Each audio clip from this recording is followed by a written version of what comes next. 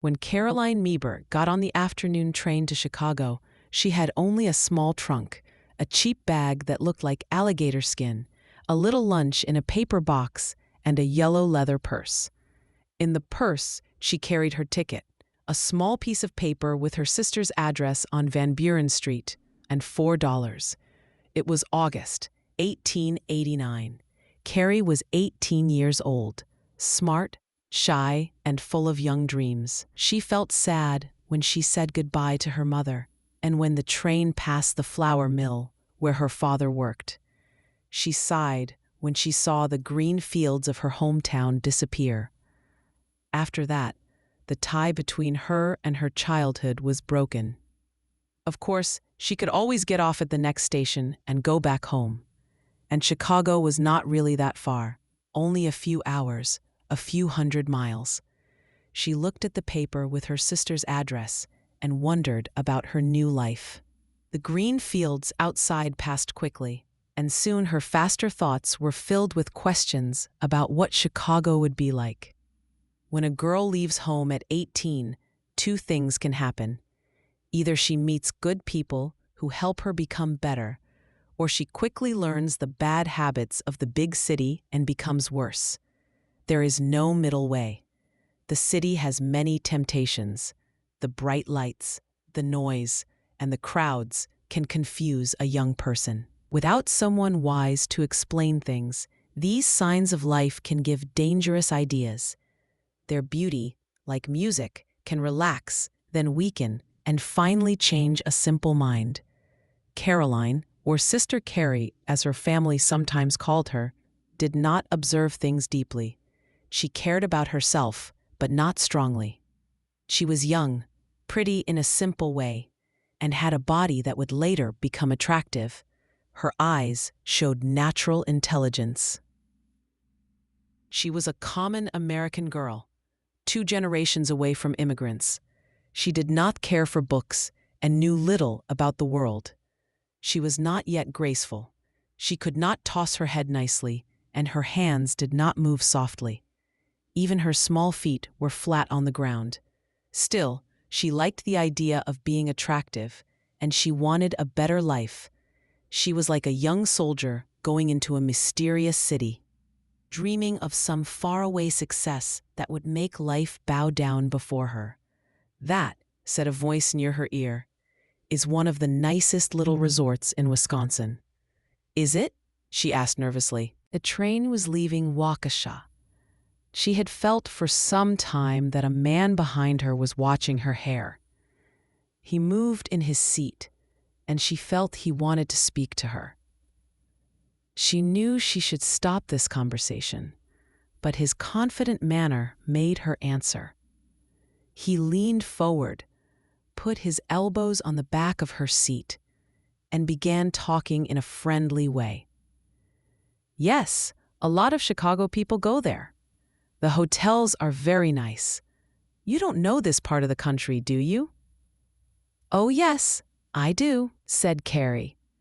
"I live in Columbia City, but I've never been here before." "And this is your first time going to Chicago?" he said. Carrie could see him from the corner of her eye, red cheeks, light mustache, gray hat. She turned to look at him fully, feeling both careful and a little playful. "I didn't say that," she said. "Oh," he replied politely, pretending he had made a mistake. "I thought you did." He was a traveling salesman, known then as a drummer. People also called his type a masher, a man who dressed and behaved in a way to get the attention of young women. He wore a brown suit with stripes, a stiff shirt with pink and white lines, and shiny cuffs with big gold buttons. He had several rings on his fingers, a gold watch chain, and a badge of the Order of Elks. His shoes were tan and very clean. For his social level, he was attractive, and Carrie noticed it at once. To describe such a man, he needed good clothes, first of all. Then he needed strong health and a big desire to charm women.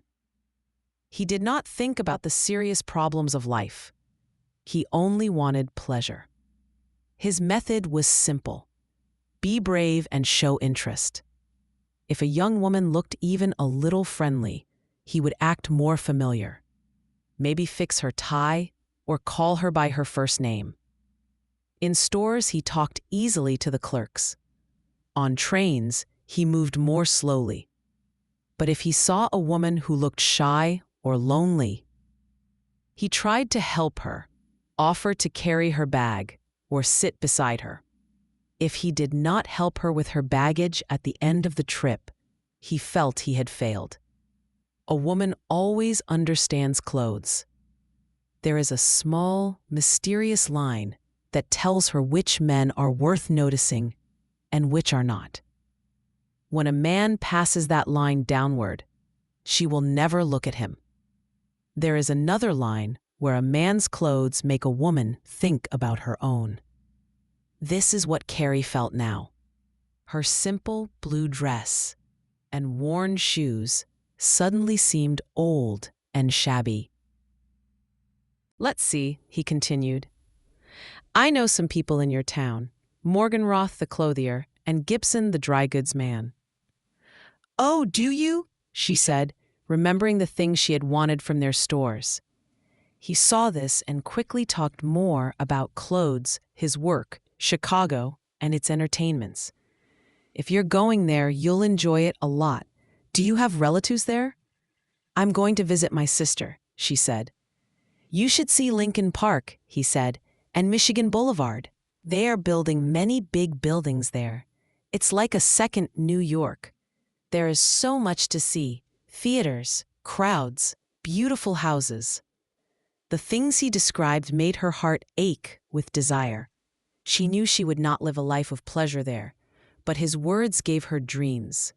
She enjoyed the attention of a man with nice clothes. She smiled when he said she looked like some popular actress. She was not foolish, but this kind of attention affected her. "You'll be in Chicago for some time, won't you?" he asked. "I don't know," said Carrie, thinking of the possibility she might not find work. "Several weeks anyway," he said, looking into her eyes. More was happening between them than the words said. He found her interesting and attractive. She felt he was looking at her in a way both exciting and frightening. She did not yet know how to hide her feelings like older women did. Some of her actions even looked bold. "Why do you ask?" she said. "Well, I'll be there several weeks myself. I'm going to study the stock and get new samples for our company. I could show you around." "I don't know. I'm not sure. I'll be living with my sister and, well, if she minds, we'll manage," he said. He took out a pencil and notebook, as if everything was already decided. "What's your address there?" Carrie looked for the slip of paper in her purse. He took out his own fat purse, full of papers, tickets, and a roll of money. Carrie had never seen such a purse in the hands of someone paying attention to her. His shiny shoes, his new suit, the confident way he moved, all this created for her a picture of a richer world. He handed her a business card, Bartlett, Carrier and Company. And in the corner, Chaz H. Druitt.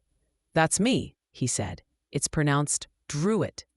My father's family was French." She looked at the card. Then he took out a letter with a picture of the building where he worked. "What is your address?" he asked again. "Carrie Meeber," she said slowly. 354 West Van Buren Street, care of S. C. Hansen. He wrote it down and put his purse away. "You'll be at home if I come Monday evening?" he asked. "I think so," she said. Words were small shadows of bigger feelings. They talked in simple phrases, but something important had already happened. She felt she had given him something by giving her address. He felt he had won something. They already felt connected. He spoke easily. She relaxed. They were getting close to Chicago. There were more signs, more trains, rows of telegraph poles, and far-off factories. Small houses stood alone on empty land like the first soldiers of a growing city. To a young or inexperienced person coming to a big city for the first time, especially in the evening, is magical. The lights promise rest and pleasure after work. Even the tired soul feels hope. Carrie looked out the window. Her companion, seeing her wonder, also felt excitement. "This is Northwest Chicago," said Druitt. "Here's the Chicago River." He pointed at a muddy channel full of tall ships. The train moved on. "Chicago is becoming a great city," he said. "You'll find many things to see." Carrie did not hear him well. She suddenly felt fear. She was alone, far from home, going into a huge and busy world. Her heart beat fast. She tried to think it was nothing, that Columbia City was close. "Chicago, Chicago," shouted the brakeman. Carrie grabbed her small bag and held her purse tightly. Druitt stood up and picked up his yellow bag. "I guess your people will meet you," he asked. "Let me carry your bag." "Oh no," she said quickly. "Please don't. I don't want you to be with me when I meet my sister." "All right," he said kindly, "but I'll stay close in case she isn't there, and I'll help you." "You're very kind," Carrie said, grateful for his attention. "Chicago," the brakeman called again. The train slowed under a big, dark roof with bright lamps. People stood and pushed toward the door. "Well, here we are," said Druitt.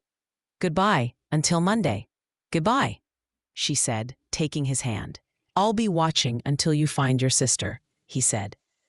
She smiled at him. They went out separately, as if they didn't know each other. A thin, ordinary-looking woman hurried to Carrie. "Why, Sister Carrie," she cried and hugged her. Carrie immediately felt the difference. All the excitement and dreams disappeared.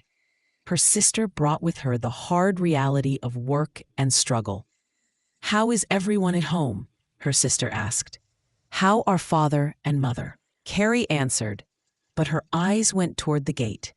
Druitt was standing there, looking back. When he saw she was safe, he turned away with a small smile. Only Carrie noticed it. She felt something was lost when he walked away. When he was gone, she felt completely alone again. Just one small person in a huge, careless city.